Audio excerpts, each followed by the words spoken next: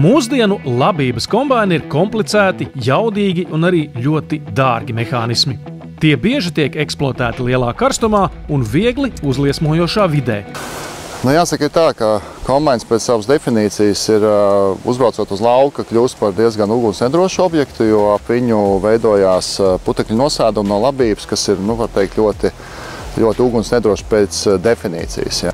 Kombaina daudzos mezglus darbina liels un jaudīgs dīzeļdzinējs. Tā spēks nokļūst vajadzīgajās vietās ar dažādu pārvadu palīdzību.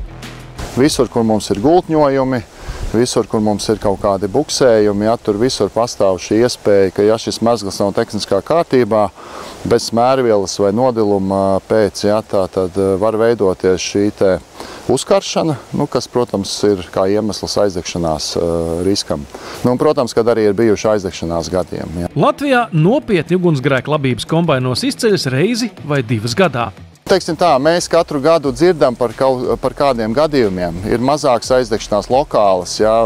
Pagājušo gadu, piemēram, bija viens tāds nopietns gadījums, kur mēs pēc tam arī kombainu redzējām pie mums servisā.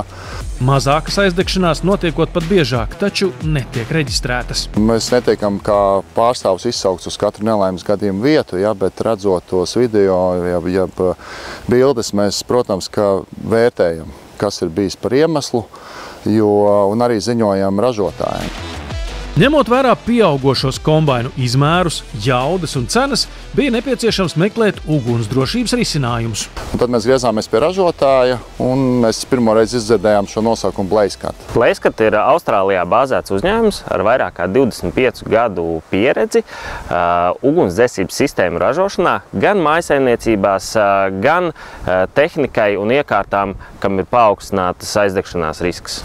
Un uzņēmums KG Knudson ir šī ražotāja pārstāvis Baltijas valstīs jau 4. gadu.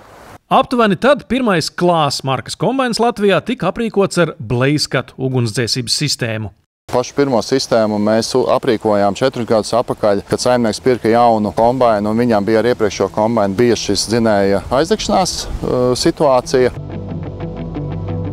BlazeCut ciešā sadarbībā ar Klās ir izstrādājuši individuālu risinājumu ugunsdzēšanas sistēmām tieši Klās kombainiem. Tas iedeva arī mums to drošības un uzticamības sajūtu, ka patiešām arī ražotājs iesaistījās, izstrādājot kopā ar šo BlazeCut firmu rasējumu, kur uzstādāmas sprauslas, cik svarīgi viņām tur ir atrasties. Sistēma sastāv no vairākām komponentēm, tātad no paša putu dzēšanas aģenta, no vadības paneļa, no šļaukām, no sprauslām.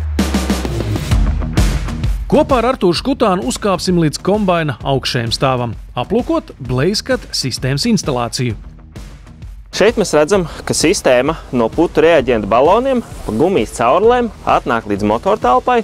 Šeit jau ir novietotas sprauslas, kas aizdegšanās gadījumā nostrādā.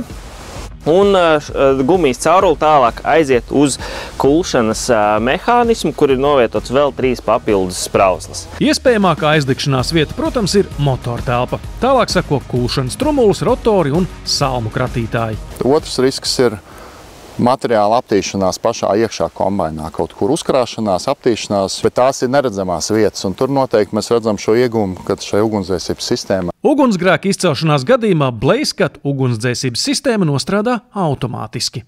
Šeit ir novilkts vats, kurš aizdegšanās gadījumā pārsvilst un sistēma nostrādā. Par ugunsdzēsības sistēmas nostrādāšanu nekavējoties tiek informēts arī kombaina operators.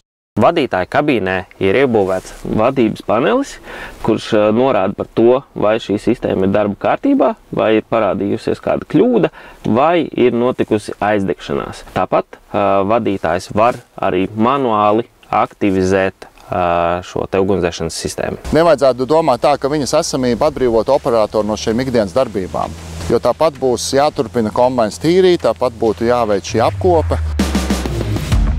Jānis Cers norāda, ka kombainu ugunsdrošības iekārtās vajadzētu ieguldīt tāpat kā precīzās stūrēšanas sistēmās. Turklāt pēdējā laikā tās aktīvi pieprasa arī apdrošinātāji. Kopš pavasara esam ieviesuši prasību ierīkot automātiskās ugunsdzēsības sistēmas, meža harvesteru, motorizētu šķeldotāju, kā arī vērtīgu kombainu motortelpās. Apdrošinātāja praksē jau bijis gadījums, ka nostrādājot ugunsdrošības sistēmai būtiski samazinājies zaudējuma apmērs.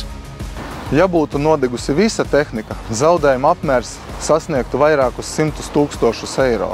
Tā vietā bija nepieciešams tikai neliels tehnikas remonts, kas izmaksāja dažus 10 000.